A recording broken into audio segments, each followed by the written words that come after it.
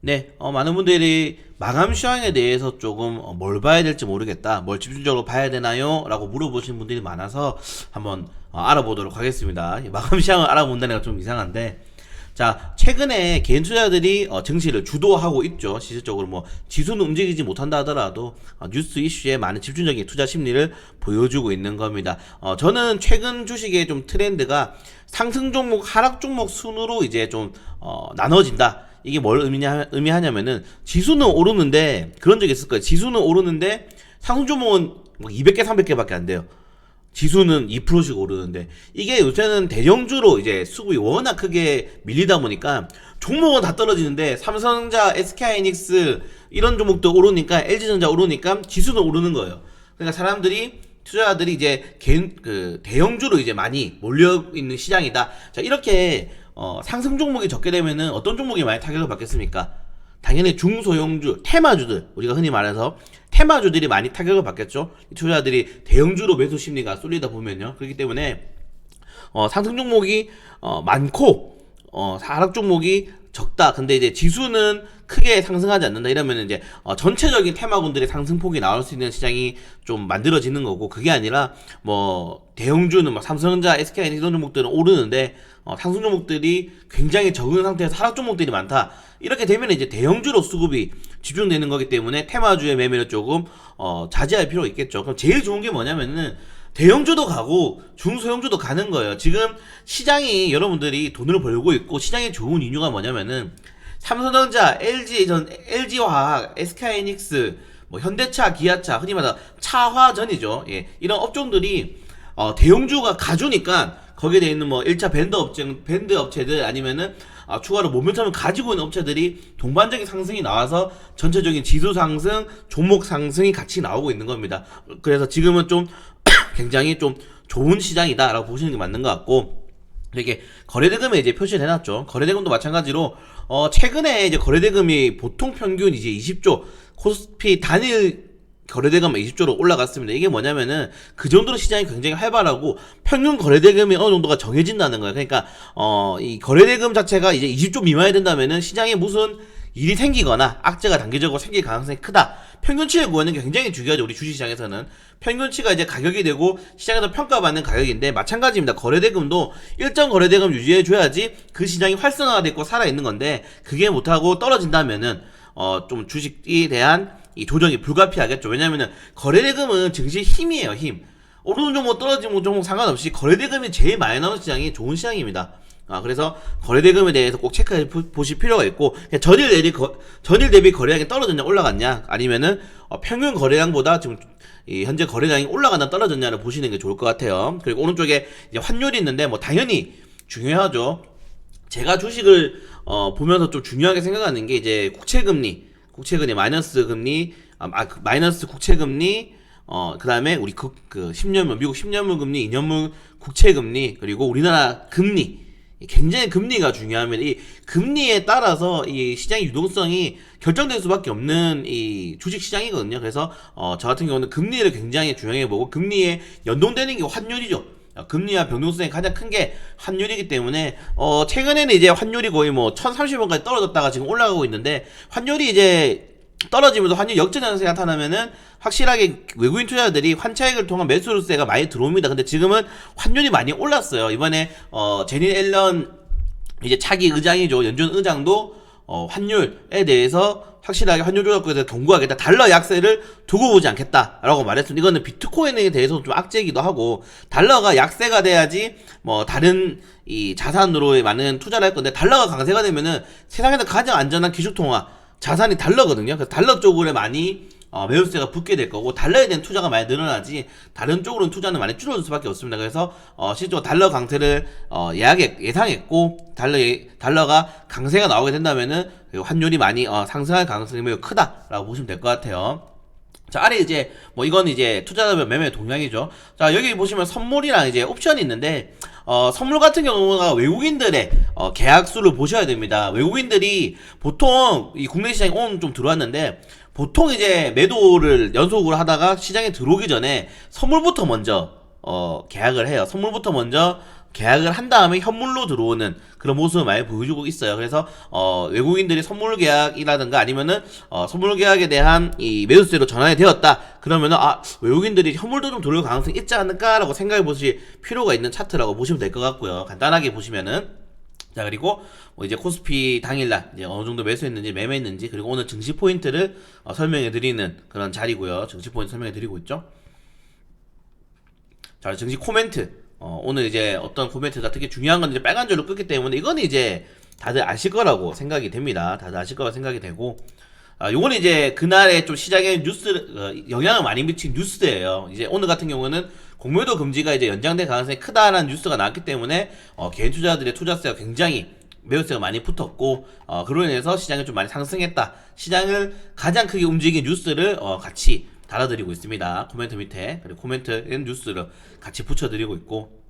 자, 코스피 매매 동향인데 마찬가지죠. 아까 제가 말씀드린 것처럼 거래대금이 평균적으로 현재 이 정도 유지되고 있다는 거는 이 정도 거래량보다 추가로 확대되거나 떨어질 경우는 시장에 뭐가 생길 수 있겠다? 변동성이 생길 수 있다. 이 점을 꼭 체크하실 필요가 있고, 이렇게 단일적으로 나오는 거는 별로 크게 신경 쓸 필요가 없는데, 연속으로 막 외국인들의 매도세가 이어진다거나 이래 되면 굉장히 좀 문제가 있겠죠. 그리고 오늘 지수 자체가 3,100포인트를 돌파하면서 지속적인 강세장을 이어가고 있다 보시면 될 것 같고, 자, 그 아래에 자, 대형주를 많이 샀냐, 소형주, 중형주를 많이 샀나를 볼 수 있는데, 지금 최근의 시장은 대형주 매수 시장이기 때문에 당연히 대형주를 많이 샀고, 화학업종 같은 경우에는 2차전지 관련해서 굉장히 영향을 많이 미치기 때문에 화학 소재, 원자재가 화학업종이 많죠. 2차전지 같은 게. 그래서 화학업종에 매수세가 많이 들어오면 2차전지 관련주로 많이 매수세가 붙었구나 라고 보시는 게 좋을 것 같습니다. 그리고 전기전자 같은 경우는 뭐 당연하게 우리 전기전자 업종들 기술주들이라고 말할 수 있겠죠. 그리고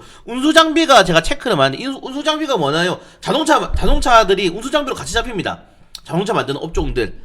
그래서 자동차 부품주들이 운수장비로 같이 잡히기 때문에 이건 같이 보시는 게 좋다 보시면 될 것 같고, 제조업 같은 경우도 마찬가지죠. 우리 기술주기 때문에 저는 보통 이 네 개를 중점적으로 보고 있습니다. 그래서 금융업이, 여기 보이시는 금융업이라든가 은행업이 오르면은 저는 좀 경계를 해요. 시장에 금리 인상이 나올 가능성이 크나? 금리 인상이 나오면 금융업, 은행업 쪽에서 단기적으로 이제 장기적으로 호재가 될 수 있으니까 금융업에 대한 추가적으로 포인트를 한번 보시는 것도 좋고, 저는 화학, 전기전자, 운수장비, 제조업을 추가적으로 보고 있는데, 체크해드리는 게 지금 오늘은 외국인 기관들이 많이 매도를 했죠. 그렇기 때문에 단기적 조정이 나올 수밖에 없고, 왜 많이 매도를 했냐? 오늘 애플카로 많이 올랐던 이 기아차 그룹들이 많이 조정이 나왔기 때문에 당연히 매도세가 크게 나왔다라고 보시면 될 것 같습니다. 그리고 시가총액 상위 종목들은 당연히 봐야 되는 거고, 오늘 LG전자가 좀 12%가 올랐는데, 이제 휴대폰 사업 부분을 철수한다는 이슈가 계속 나오고 해서 제가 장전 시장에도 말씀드렸는데, 사업을 철수하는 게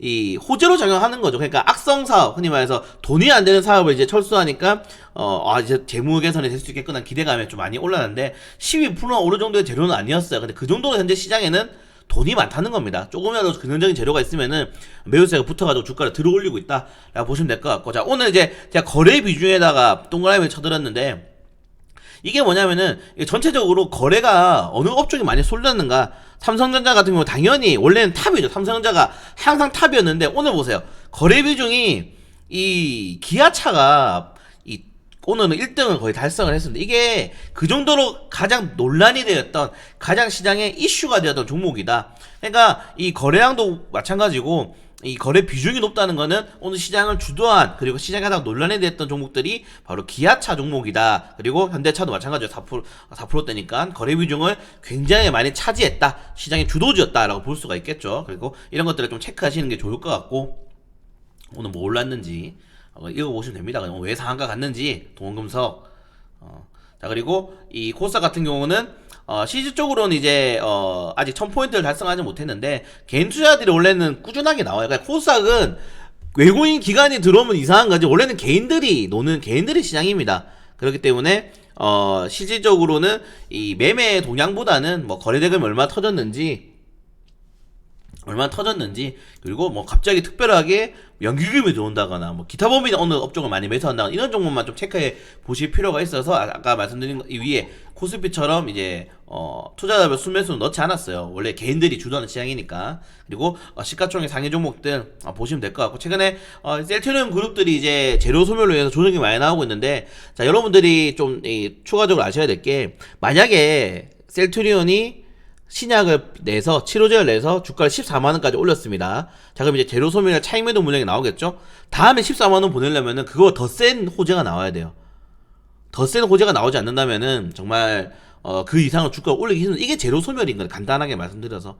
그 전에 있던 재료보다 주가를 더 올리려면 더 좋은 재료를 가지고 나와야 되는 겁니다. 근데 지금 뭐 셀트리온 서영재 회장이 이제 물러섰고, 추가적인 모멘텀을 단기적으로 만들기는 굉장히 좀 힘들 수밖에 없지 않나라고 생각이 되네요. 자, 이제 이게 좀 중요한데, 자, 코스피 외국인 국내 기관 매매 상위 종목 때문에, 원래 이게 엄청나게 쭉 긴데, 보통은 이제 금액별로 이제 한 상위 12 종목 이상만 보면 돼서 보는데, 제가 이거를 체크해야 되는 이유가 하나입니다. 외국인과 기관이 동시에 팔아제끼는 거는 위험하다는 거예요.